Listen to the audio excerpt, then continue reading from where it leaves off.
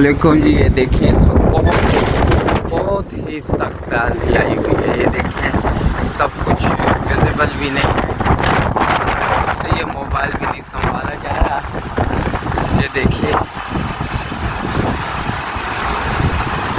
तो ये आप देखिए ये क्या हालत हुई है जी। ये मेन रोड है, उसकी हालत देखिए आप। बहुत सख्त आंधी है इस वक्त। ये देखिए मुझसे भी खड़ा नहीं होना जा रहा जी।